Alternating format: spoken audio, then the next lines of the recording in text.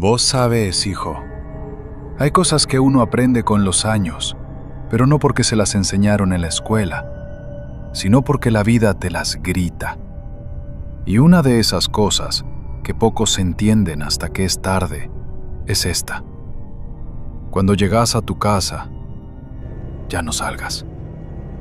Suena simple, ¿verdad? Pero escúchame bien. Esa frase tiene más verdad que cualquier libro. Yo también era como vos, joven, con ganas de vivir, de salir, de aprovechar la noche. Llegaba a casa y, si me llamaban los amigos, ¡pam!, otra vez afuera, sin pensar, sin escuchar. Pero pasó algo que me marcó hasta hoy. Era un viernes, ya entrada la noche. Me fui a una guitarreada por el barrio San Roque. Buena música, risas, un poco de caña, de esas reuniones lindas de antes.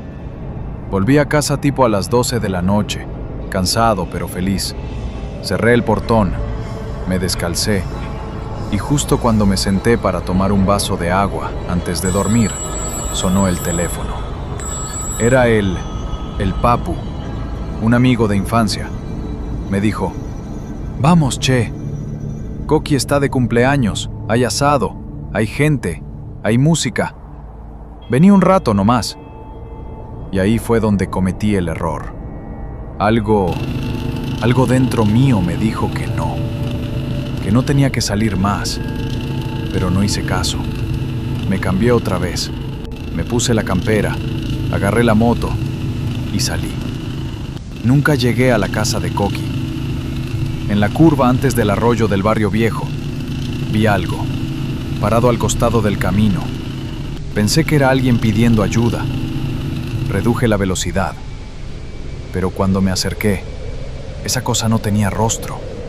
Era como una sombra envuelta en ropa vieja, con las manos negras, y en vez de hablar, silbó. No sabes lo que es escuchar un silbido que no viene de la boca, sino de adentro de tu cabeza. Sentí un frío que me atravesó la espalda. La moto se apagó sola.